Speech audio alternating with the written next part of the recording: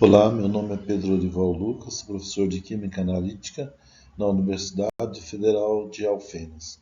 O assunto da aula de hoje é equilíbrio químico. Para estudo do equilíbrio químico, nós vamos usar como modelo a reação de SO2 mais meio de O2 dando SO3. Essa reação faz parte da formação da chuva ácida. Então, no contexto de chuva ácida, um dos causadores de chuva ácida é a queima de combustíveis, geralmente proveniente de petróleo, ou pode ser também de madeira, outros tipos de combustíveis, que contém enxofre. Enxofre, na presença de O2, vai formar o SO2, que é o nosso personagem de hoje. Mas para contextualizar, vamos falar da chuva ácida. Quando ocorre a queima, né, de combustíveis e formação de SO2, o SO2, por si, ele já pode, por ser uma substância gasosa, sobe até as nuvens e nas nuvens encontra gotículas de água, formando o ácido sulfuroso, que pode descer em forma de chuva ácida. Mas tem um outro fator que é ainda mais prejudicial, que é o SO2 reagindo com o O2, formando o SO3. Ele reage na atmosfera com o O2, formando o SO3. Por que é mais prejudicial?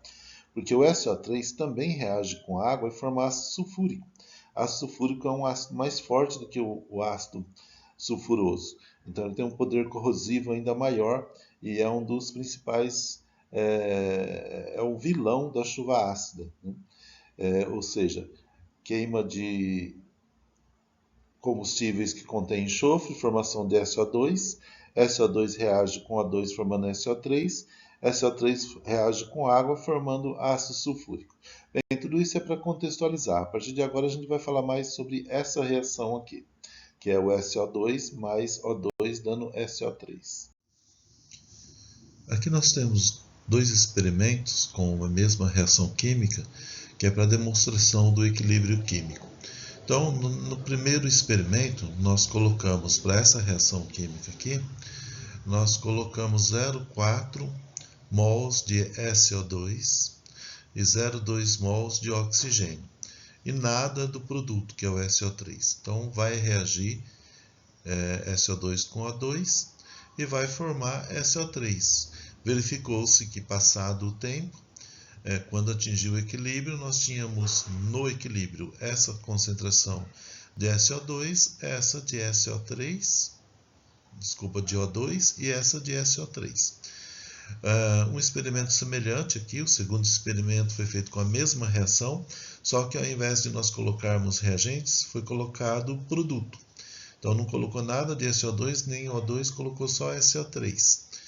Depois, quando atingiu o equilíbrio, tinha-se essas concentrações, demonstrando que foi gerado 0,424 através da decomposição do SO3 aqui e 0,202.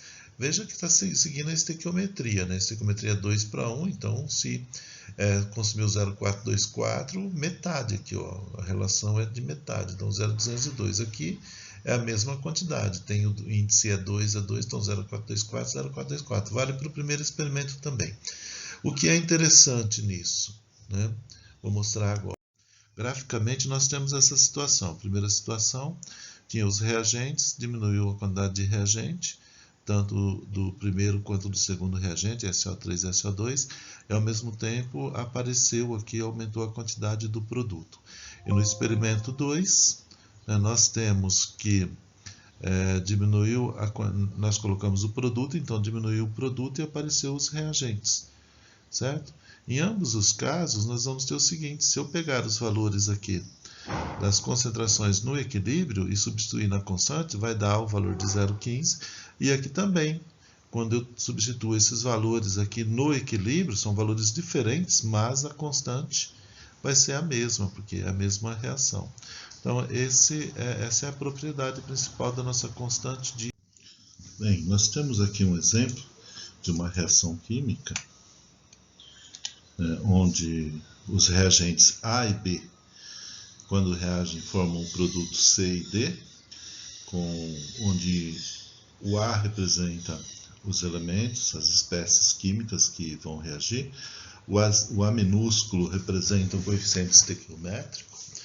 Então, quando nós misturamos os reagentes, existe a cinética química, que define qual que é a velocidade, estuda a velocidade da reação.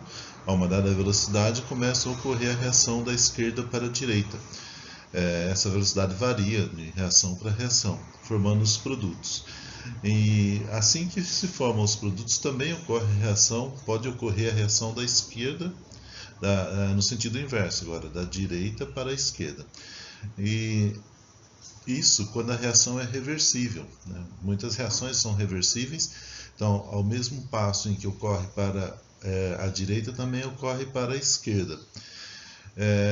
Num dado momento, a velocidade da reação para a direita se torna igual à velocidade da reação para a esquerda. Repito, em reações reversíveis. Nesse ponto, onde se igualam as velocidades de reação, nós dizemos que a reação atingiu o equilíbrio. Sendo assim, se nós fizermos a multiplicatória da concentração dos produtos dividido pela multiplicatória da concentração dos reagentes, nós temos um valor que é denominado constante de equilíbrio. Então, consiste nessa multiplicatória. Um detalhe importante é que, por convenção, a constante de equilíbrio é definida pela multiplicatória da concentração quando a concentração está em mol por litro. É importante nós termos consciência que a constante de equilíbrio com base nas concentrações molares, ela nos fornece valores aproximados. Se você precisa de valores assim com mais confiabilidade, não se coloca na constante de equilíbrio concentrações, e sim o que a gente chama de atividade química.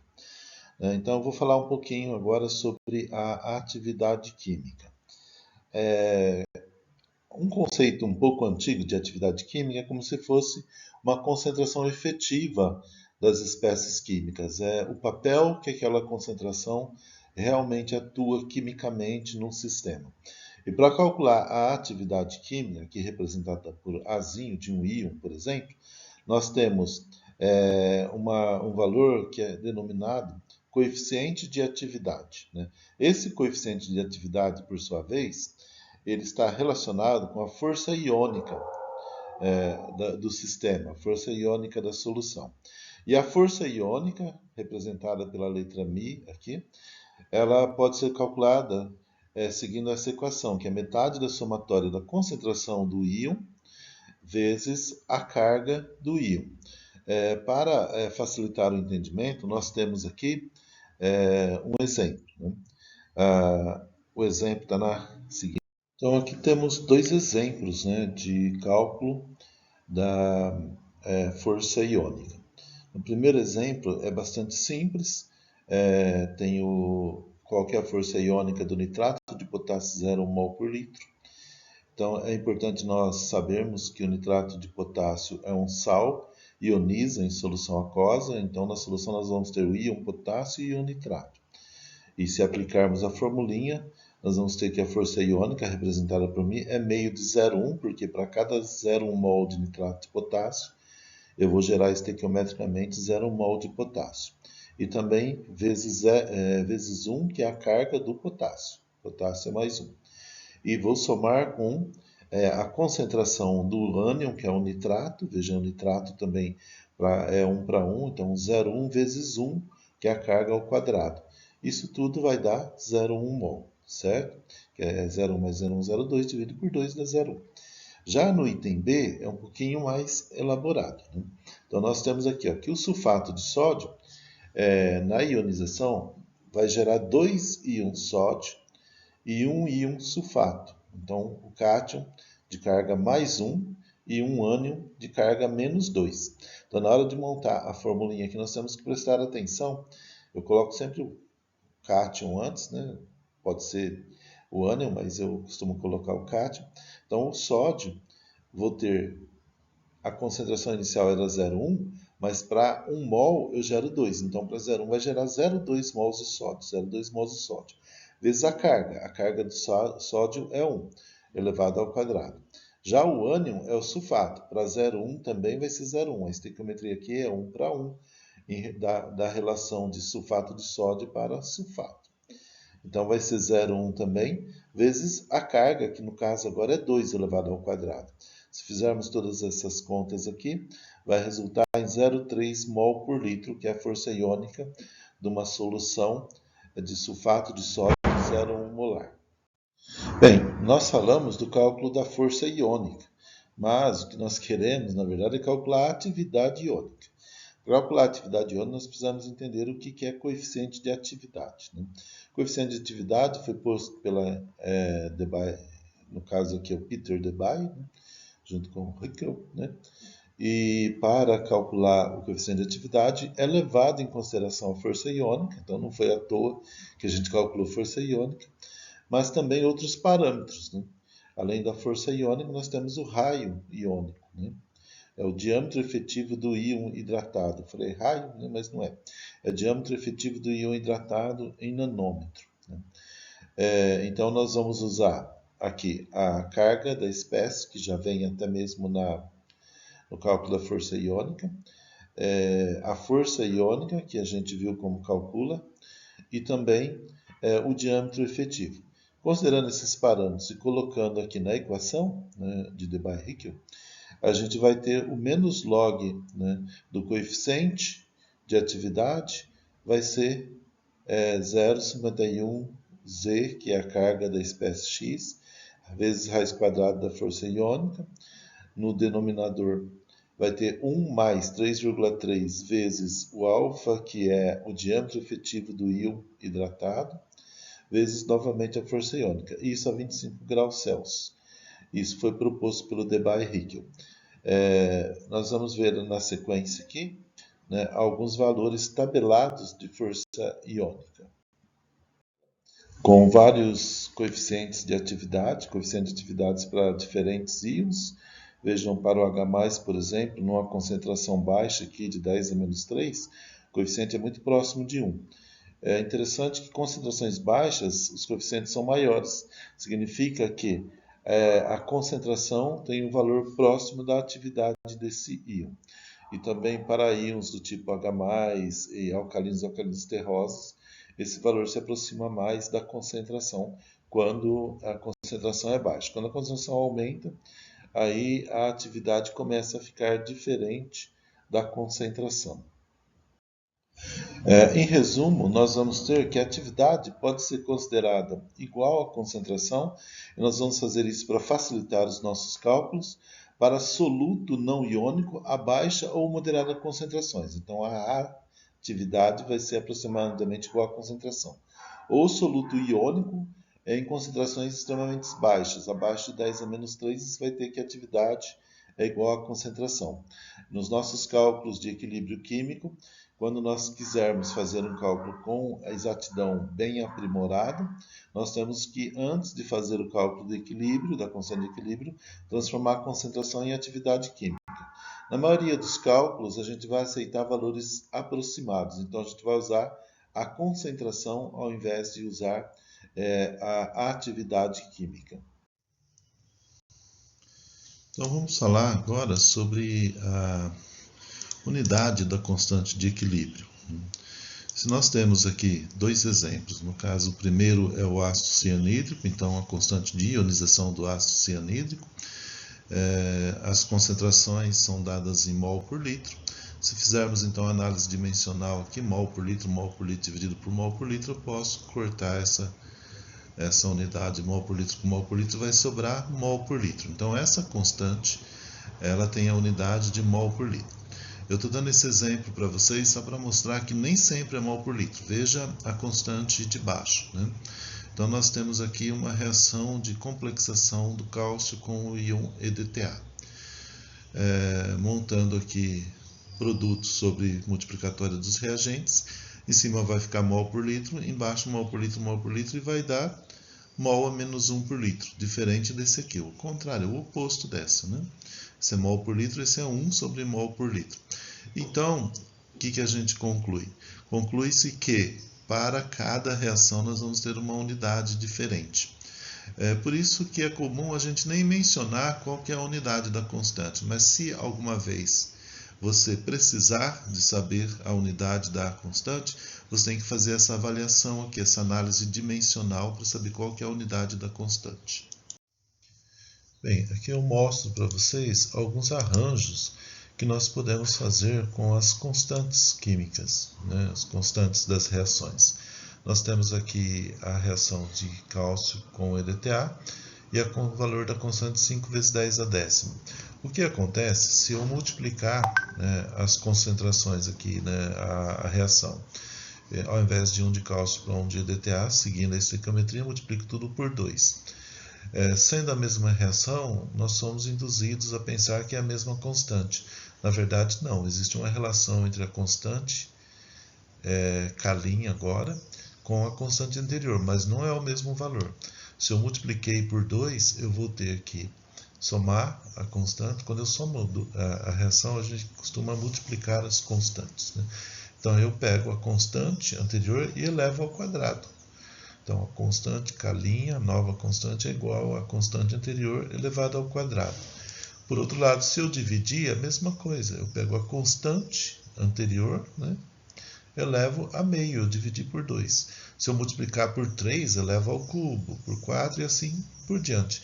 Isso é importante na hora de fazer cálculos envolvendo constantes de equilíbrio. Se você tiver que multiplicar alguma reação para poder fazer o arranjo, fazer o balanço, não esquece de alterar o valor da constante que está sendo envolvida no sistema. Aqui nós temos também outros arranjos, no caso bastante comum, um ácido poliprótico, o ácido carbônico aqui, ele se ioniza em duas etapas, K1, K2. Né? A primeira etapa, ele vai estar formando bicarbonato, depois carbonato. Se eu somar essas duas reações, eu vou ter a reação global. E a reação global é a somatória dessas duas. Então, o K vai ser K1 vezes K2. Né? Então, o K da reação global vai ser K1 vezes K2. Aqui dá até para demonstrar. Você corta HCO3, HCO3, fica H2, né? CO3, 2H+, CO3, aqui as constantes e a constante K. E essa constante K é igual à multiplicatória de K1 vezes K2. Agora aqui alguns cálculos já, né, propriamente ditos, envolvendo constantes de equilíbrio. Né? Então, o que acontece se eu pegar essa reação aqui, que é a complexação de cálcio, usando como exemplo, eu coloco num recipiente uma quantidade de 0,1 mol de cálcio e 0,2 mols de EDTA. Digamos que o recipiente tenha um volume fixo de 1 litro. Né? O que vai acontecer? Vai ocorrer a reação até atingir o equilíbrio. E quanto que vai formar de EDTA? Porque no início eu não coloquei o complexo cálcio-EDTA. Bom, vai formar X. Ou seja, parte do cálcio vai deixar de ser cálcio da forma iônica e vai virar o complexo, vai se tornar um complexo. E a mesma quantidade também, porque é 1 para 1 a estequiometria, de EDTA vai ser consumida, do 0,200, para formar o complexo. Então, se eu substituir agora isso aqui, que vai estar no equilíbrio na minha reação, eu vou ter que em cima é x, né? X, e embaixo 0,100 menos x, 0,2 menos x. Substituindo a constante aqui e fazendo o arranjo, eu vou chegar numa equação de segundo grau. 5 vezes 10 a décima x quadrado, aí eu tenho 1,5 vezes 10 a décima x e 1 vezes 10 a nona, que é igual a zero. Isso aqui é uma equação de segundo grau, né? Foi só o rearranjo da equação de equilíbrio. E quando eu tenho a equação de segundo grau, eu preciso saber o valor de x para descobrir quanto que eu vou ter no equilíbrio do complexo EDTA. Coloquei na planilhazinha do Excel, né? Sendo uma equação de segundo grau, seria ax quadrado bx mais c. Então, o a, b, c, eu substituí esses valores. Calculei o delta pelo teorema de Bhaskara, né? Delta b2 menos 4ac. Fiz a raiz de delta, calculei x1 e x2. Bem, os valores de x1, 0,2 não pode ser usado porque 0,1 menos 0,2 daria uma concentração negativa, não existe. Mas o 0,1 sim. Então eu poderia dizer que a concentração de cálcio vai se tornar praticamente zero e vou formar 0,1, que é o valor de x, né, x2 no caso, para a concentração do meu complexo. A gente diz aí, tem mais um detalhe que tem que ser complementado nesse raciocínio, que é o seguinte. Agora aqui alguns cálculos já, né, propriamente ditos, envolvendo constantes de equilíbrio. Né? Então, o que acontece se eu pegar essa reação aqui, que é a complexação de cálcio, usando como exemplo, eu coloco num recipiente uma quantidade de 0,1 mol de cálcio e 0,2 mols de EDTA. Digamos que o recipiente tenha um volume fixo de 1 litro. Né? O que vai acontecer? Vai ocorrer a reação até atingir o equilíbrio. E quanto que vai formar de EDTA? Porque no início eu não coloquei o complexo cálcio EDTA. Bom, vai formar X. Ou seja, parte do cálcio vai deixar de ser cálcio da forma iônica e vai virar o complexo, vai se tornar um complexo, e a mesma quantidade também, porque é 1 para 1 a estequiometria, de EDTA vai ser consumida, do 0,200, para formar o complexo. Então, se eu substituir agora isso aqui, que vai estar no equilíbrio na minha reação, eu vou ter que em cima é x, né? X, e embaixo 0,100 menos x, 0,2 menos x. Substituindo a constante aqui e fazendo o arranjo, eu vou chegar numa equação de segundo grau. 5 vezes 10 a décima x quadrado, aí eu tenho 1,5 vezes 10 a décima x e 1 vezes 10 a nona, que é igual a zero. Isso aqui é uma equação de segundo grau, né? Foi só o rearranjo da equação de equilíbrio. E quando eu tenho a equação de segundo grau, eu preciso saber o valor de x para descobrir quanto que eu vou ter no equilíbrio do complexo EDTA. Coloquei na planilhazinha do Excel, né? Sendo uma equação de segundo grau, seria ax quadrado bx mais c. Então, o a, b, c, eu substituí esses valores. Calculei o delta pelo teorema de Bhaskara, né? Delta b2 menos 4ac. Fiz a raiz de delta, calculei x1 e x2. Bem, os valores de x1, 0,2 não pode ser usado porque 0,1 menos 0,2 daria uma concentração negativa, não existe. Mas o 0,1 sim. Então eu poderia dizer que a concentração de cálcio vai se tornar praticamente zero e vou formar 0,1, que é o valor de x, né, x2 no caso, para a concentração do meu complexo. A gente diz aí, tem mais um detalhe que tem que ser complementado nesse raciocínio, que é o seguinte, né?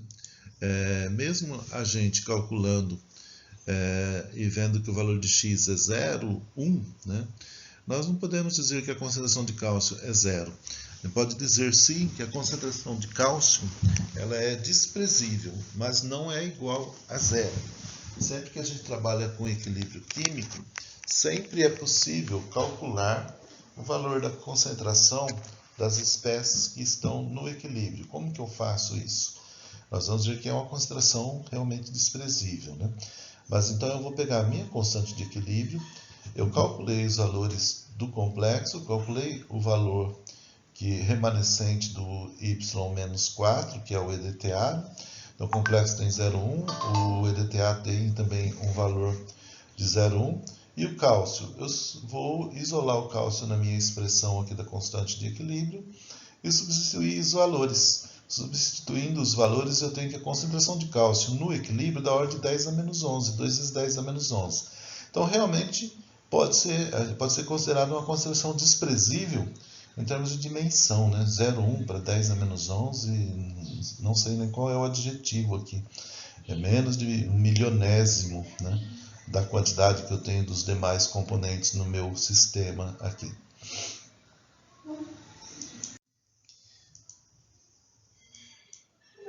Aqui eu apresento para vocês uma outra abordagem do mesmo cálculo de equilíbrio. Então, no início, né, nós acabamos de fazer aí uma equação de segundo grau. Agora eu vou trabalhar com aproximações, né?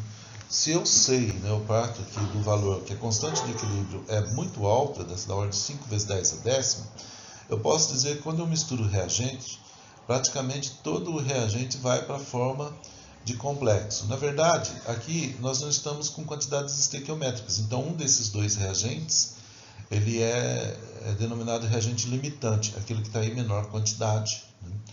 Bem, então o cálcio é o meu reagente limitante. Eu posso dizer que todo o cálcio vai reagir e o EDTA vai reagir o suficiente, ou seja, se eu tenho 0,1 de cálcio, vai reagir 0,1 de EDTA, né, do íon EDTA. Então, 0,1 menos x, 0,2 menos x, eu posso dizer o seguinte, olha, o x vai ser praticamente a quantidade de cálcio, né? Então, o cálcio vai reagir tudo, o X vai ser 0,1. Então, aqui embaixo vai sobrar, eu coloquei uma interrogação que vai ser só o que está no equilíbrio, mas é comum a gente colocar até concentração 0, né, de cálcio. E depois você calcula pelo equilíbrio aqui quanto que é esse valor remanescente. Por isso que eu não pus 0, eu pus uma interrogação. Mais o EDTA, eu tenho aqui o que eu tinha no início, o que reagiu quanto? O reagente limitante, que é 0,100. Então, 0,200 menos 100 vai dar 0,100, que é 0,1.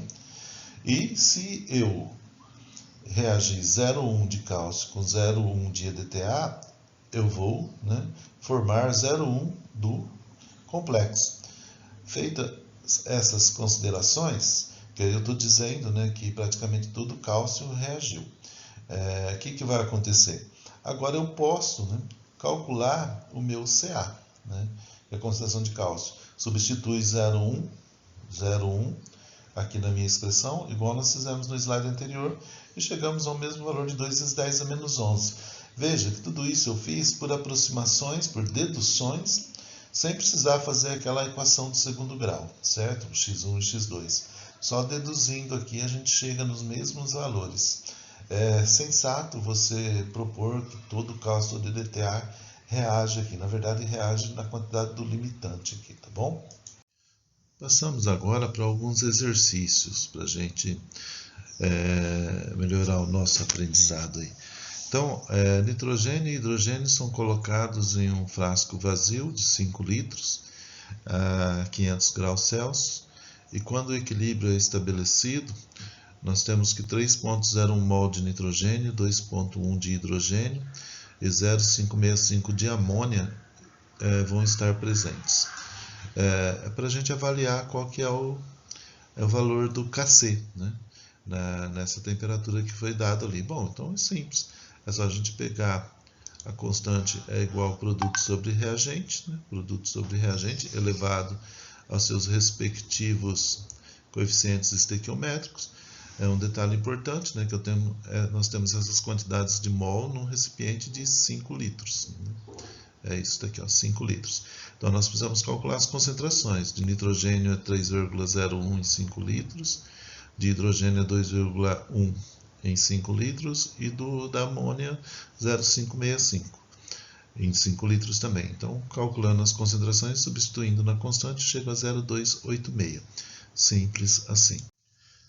Bom, nesse exemplo nós temos um recipiente de 2 litros, que foi colocado 10 moles de óxido de nitrogênio, o qual vai sofrer decomposição seguindo essa reação, e no equilíbrio vão restar 2,2 mols de óxido de nitrogênio. Pede-se para calcular a constante de equilíbrio. Então, nós vamos fazer o balanço aqui da seguinte maneira. No início, nós temos 10 mols em 2 litros, então a concentração é 5 mols. E no equilíbrio, nós temos 2,2 mols em 2 litros, então no equilíbrio é 1,1. Portanto, reagiu 3,9, né? 5 menos 1,1 diminuiu 3,9. Esses 3,9, se eu tenho 2 mols aqui, cada mol aqui eu gero 2 mols desse, 2 desse, 2 desse. Então, se reagiu 3,9, vai formar 3,9 de nitrogênio. Fazendo o balanço, não tinha nada, gerou 3,9, no equilíbrio vai ter 3,9. E aqui o oxigênio, né, eu tenho 2 para 1, então é metade. Né? Se eu tenho 3,9 aqui, vai ser metade aqui. Então, 0 mais 1,95 vai dar 1,95. Substituindo todos esses valores aqui na constante de equilíbrio, nós chegamos no valor de 24,25. Aqui, umas considerações sobre a lei da ação das massas, que é a lei que vai nos originar o valor da constante K. Né? A constante de equilíbrio e o valor desse coeficiente Q aqui, eles são montados matematicamente da mesma maneira. A diferença é pequena, é o conceito. Seria a constante de equilíbrio quando a reação atingiu o equilíbrio. Fora do equilíbrio, a gente não pode falar que é K a constante de equilíbrio. É um quociente entre a multiplicatória da concentração dos produtos sobre a multiplicatória da concentração dos reagentes. Mas quando ainda está deslocando a reação, ainda não atingiu o equilíbrio, ou seja, as velocidades ainda não são iguais. Quando se avalia, algumas reações são rápidas, outras são lentas. Mas quando se faz essa avaliação, nós vamos ter o seguinte: quando o Q for igual a K, significa que o sistema já atingiu o equilíbrio, né? Ou seja, você faz as contas aqui, a concentração que você mediu do sistema de C, D, A e B, põe na constante, faz as contas, e o valor de K geralmente é tabelado, né? Então, se for igual, é porque o sistema está no equilíbrio. Se não for igual, ele vai ser maior, né, ou menor. Se for menor, significa que a quantidade de produto tem que aumentar, né, porque para ficar igual a KC, está menor. Tem que aumentar, então eu tenho que deslocar o sistema, né, para a direita. Tem que ser daqui para cá para deslocar. Tem que aumentar produto, deslocar para a direita, quando o Q é menor do que o K.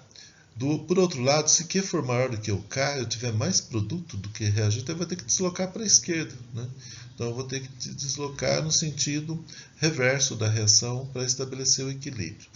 Bem, com esses conceitos, com essas ideias, considerando os conceitos então do quociente, né, da lei da ação das massas, tem-se esse exercício aqui, olha, numa temperatura muito alta, a constante de equilíbrio para essa reação é 65,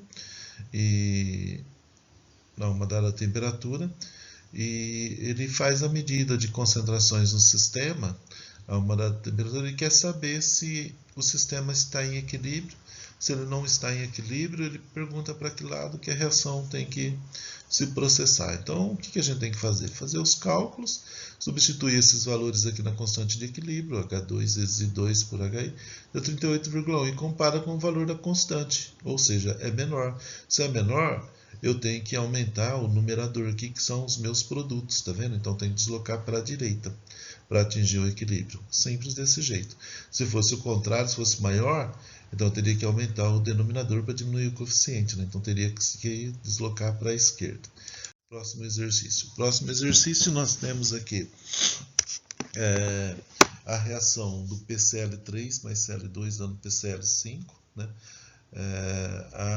A constante dessa... Ele quer saber a equação seguinte da reação, o valor de Kc numa dada temperatura é dado. Cadê o valor de Kc? Está aqui, 1,9. Quando se mistura num recipiente de 1 litro 0,25 de PCl5 e 0,16 de PCl3, qual a concentração de Cl2 que deverá estar presente no equilíbrio? Então vamos fazer aqui aqueles balançozinhos, né? Nós vamos ter que PCl5, se já está no equilíbrio esses valores 0,16 e 0,25, eu tenho a minha constante de equilíbrio, eu vou isolar o Cl2 aqui. Então, isolo o Cl2, passo o Kc dividindo. Substitui-se os valores 0,25 para PCl5, que está aqui, 0,25 para 0,16 para PCl3, e o Kc de 1,9. Deu 0,82 para Cl2, ok? Bem, o próximo exercício, esse é um pouquinho mais trabalhoso, né? Então, na seguinte reação, o equilíbrio, a constante de equilíbrio é 49 numa certa temperatura. Se 0,4 mols de A e B, né, um exercício literal, são colocados em 2 litros do recipiente, nessa temperatura, qual será a concentração das espécies que estarão presentes no equilíbrio? Então, nós temos que fazer balanço de novo, gente, olha. A quantidade de A, né, faz-se a divisão, 0,400 dividido por 2, né, e B também 0,400 por 2, e C e D no início não tem nada, 0 e 0. Bem, então vamos fazer aquele balançozinho, olha, eu tenho 0,2, vai reagir X, né, tenho também 0,2, vai reagir X, né, e C vai formar, aqui é 1 para 1, tá vendo? Para 1, é tudo 1 para 1. Então, se reage X aqui, forma X desse e forma X desse. Tem 0,2 menos X, 0,2 menos X, que a gente fez lá no comecinho dessa aula, né? A minha constante é a multiplicatória dos produtos dividido pela multiplicatória dos reagentes, e o valor é 49. Substituindo aqui no lugar de C e dx, vai dar x quadrado, embaixo 0,2 menos x, 0,2 é x quadrado. Aqui, para facilitar o cálculo, eu tenho, né, quadrado em cima e embaixo. Posso extrair a raiz quadrada aqui, vai simplificar bastante, porque se eu extrair a raiz quadrada dos dois lados, a raiz quadrada de 49 é 7. Aí eu vou ter que x sobre 0,2 menos x é 7 e consigo chegar ao valor de x aqui através dessa equação, né? Vai ser 0,2 vezes 7 vai dar 1,4 menos 7x igual a x, né? Então, 8x igual a 1,4, porque eu passo 7 para cá, fica 8x 1,4. Acha-se o valor de x, 0,175. Aí, substituindo na nossa expressão do slide anterior, 0,200 menos x vai dar o valor de A, que é 0,25, 0,25 para B e 0,175 para C e D. É isso. Então, substituindo agora os valores na nossa constante, só para confirmar se dá 49 mesmo, né? Coloca-se os valores aqui e tem que dar 49, como queríamos demonstrar. E por enquanto é isso, pessoal. Até a próxima aula.